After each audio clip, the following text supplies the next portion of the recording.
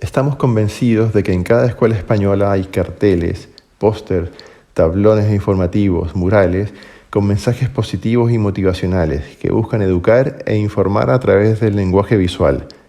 En todo el recinto educativo del país, el ayuntamiento correspondiente se vuelca en adaptar el entorno físico y urbano del emplazamiento escolar para hacerlo acogedor, inclusivo, limpio, ordenado, y así otorgar a los alumnos y a los habitantes del lugar un espacio de encuentro que represente lo que es un sitio oficial de enseñanza. Para transmitir ese carácter, existen una serie de señales, símbolos, tipografías, normativas, directamente vinculadas con un centro educativo, que le dan significado y lo diferencian de cualquier otra institución o edificio.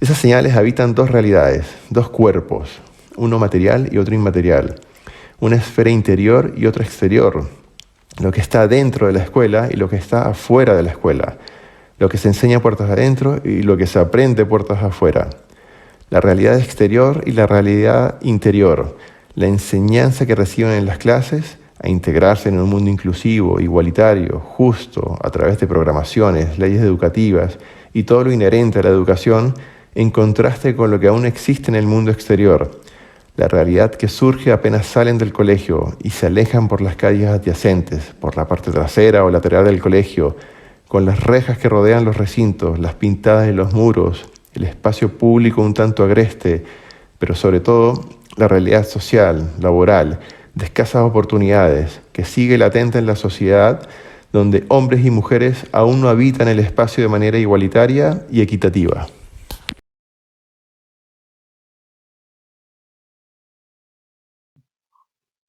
La escuela ante el entorno visual socialización.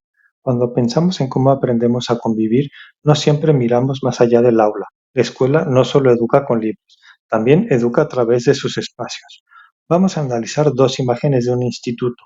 En la primera vemos la entrada principal, un entorno cuidado con paso de peatones, señalética, aceras anchas. Todo parece organizado, pensado como lugar de encuentro, de acogida y de bienestar del alumnado. Este lugar transmite normas, seguridad y convivencia. Según Giner, este tipo de espacio no solo regula el tránsito, también educa, nos enseña a comportarnos, movernos, relacionarnos. Es parte del proceso de socialización. Además, como decía Juan, los espacios bien diseñados se convierten en puntos de encuentro comunitario, donde las familias, estudiantes y vecinos se relacionan y construyen vínculos. En la segunda imagen vemos la parte trasera del instituto, un callejón deteriorado, con grafitis, una reja que marca el límite físico y visual. Aquí también hay socialización. Se convierte en un lugar de encuentro de carácter informal. Ramón Lucas decía que el entorno físico influye directamente en cómo nos relacionamos, y estos grafitis pueden ser formas de expresión juvenil y búsquedas de identidad o de pertenencia. Como explica Bourdieu, cada espacio escolar refleja una forma de hábitos, una manera de ser, de moverse, de comportarse, de apropiarse del lugar. Montferrer destaca la importancia de los espacios escolares en el bienestar emocional. Un entorno limpio y accesible transmite cuidado e inclusión. Uno abandonado produce sensaciones de inseguridad y exclusión. Fernández Palomares nos recuerda que no todo se aprende dentro del aula. Hay otras formas de socializar, de construir comunidad, y estos espacios deteriorados pueden tener valor si se resignifican desde la participación colectiva. En definitiva, no basta con hablar de socialización, tenemos que mirar dónde ocurre, cómo ocurre y a quién beneficia o excluye, porque la escuela no solo es un edificio, es un entorno que educa en cada rincón.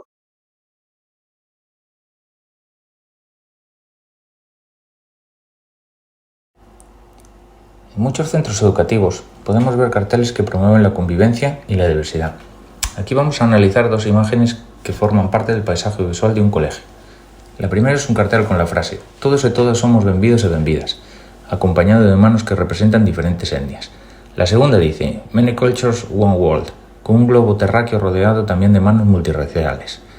A simple vista estos mensajes son positivos, hablan de inclusión, de respeto, de diversidad, de unión de culturas.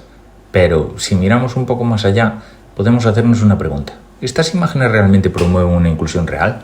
¿O solo representan una diversidad simbólica y decorativa? Según autores como Del Olmo, Hernández o García Castaño, Muchas veces la escuela habla de diversidad, pero sin cambiar lo que realmente importa, el currículo, las prácticas de aula o las estructuras de poder. Estas imágenes coloridas y bien intencionadas pueden caer en una especie de decoración multicultural, que exotiza a ciertas culturas, pero no aborda las desigualdades que viven algunos alumnos en su día a día.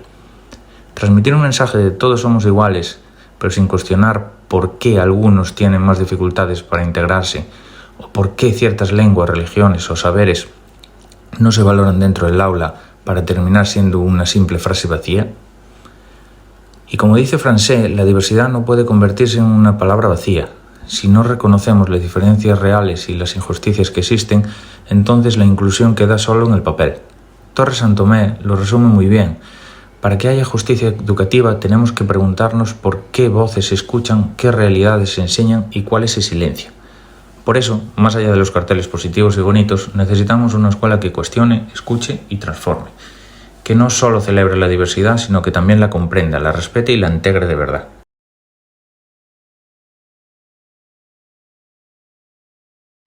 La escuela ante las diferencias de género. Aquí analizamos dos anuncios educativos. En el primero, vemos a una chica joven junto a distintas opciones de estudios universitarios. En el segundo, una sombra masculina enmarcada en un gran número 1 acompaña el mensaje «El primer Executive MBA de Galicia».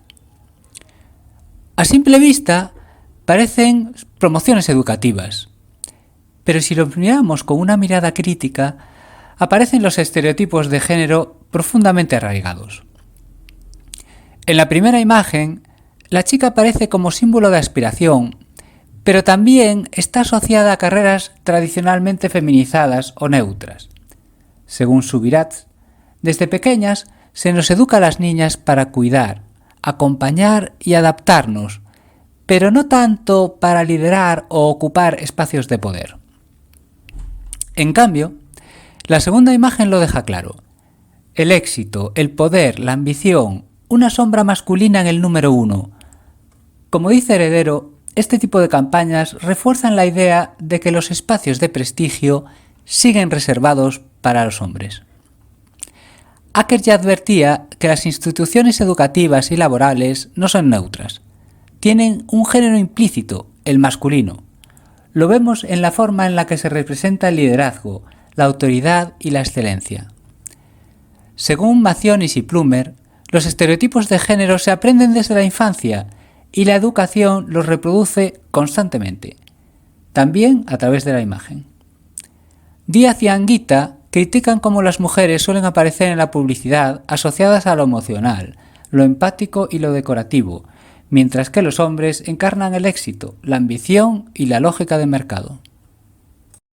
Como conclusiones finales al trabajo realizado, y resumiendo lo que previamente han comentado mis compañeros, no tenemos ninguna duda de que tomando como base la Agenda 2030 y algunos de los Objetivos de Desarrollo Sostenible, existe un esfuerzo creciente por parte de las instituciones educativas por promover la igualdad de género, la diversidad cultural y una comunicación más inclusiva. Sin embargo, también creemos que es importante, y hemos coincidido todos, en que aplicar una mirada crítica para evaluar si estas iniciativas realmente transforman la realidad o si a veces se quedan en lo simbólico superficial. Viendo los ejemplos que hemos mostrado con los paisajes lingüísticos sociológicos que hemos reportado a través de las imágenes, hemos visto que sí se adopta un lenguaje inclusivo, cambian carteles, se promueven días de concienciación, pero esto no siempre se traduce en cambios estructurales. Como se puede ver en los mensajes que promueven la igualdad, las fotos comentadas por mi compañero Carlos en la diapositiva número 2, pero a su vez las fotos que muestran en la parte de diferencias de género cómo se refuerzan estereotipos. Del mismo modo, los centros pueden mostrar símbolos de diversidad cultural, como banderas o murales multiculturales, pero si eso no va acompañado de una pedagogía crítica, corremos el riesgo de caer en que esto no sirva para nada, o sirva para poco, mostrando la diversidad sin incluir realmente las decisiones, en el currículo o en el día a día del aula. También ocurre que muchas políticas promueven la neutralidad, por ejemplo en el género, pero a veces esto no es necesario. Esto invisibiliza identidades que necesitan ser reconocidas, no simplemente neutralizadas. La igualdad no se logra borrando las diferencias, sino valorándolas y asegurando que todas las personas tengan las mismas oportunidades sin tener que adaptarse a un molde único. De ahí que en esta última presentación, con las conclusiones, hayamos puesto como imagen final, en el eje principal de la diapositiva, el pensamiento y aspecto crítico que nos permitiría mejorar. ¿Qué mejoraríamos? Tenemos que pasar del símbolo a la acción. No basta con carteles, hay que revisar prácticas pedagógicas y contenidos. Tenemos que escuchar más, incluir las voces del alumnado y sus familias, especialmente de quienes pertenecen a grupos históricamente marginados. Tenemos que formar continuamente al docente. Muchas veces los estereotipos se producen sin intención, por falta de herramientas o de reflexión. Y tenemos, por supuesto, que evaluar el impacto real de las políticas inclusivas. ¿Acaso nos hemos preguntado si cambian la vida de las personas o solo cumplen con una normativa? En resumen, nos ha parecido un trabajo muy enriquecedor, en el que no conocíamos muchos de los aspectos de los paisajes lingüísticos sociológicos. Sin embargo, creemos que estamos en el camino, pero queda mucho camino por andar.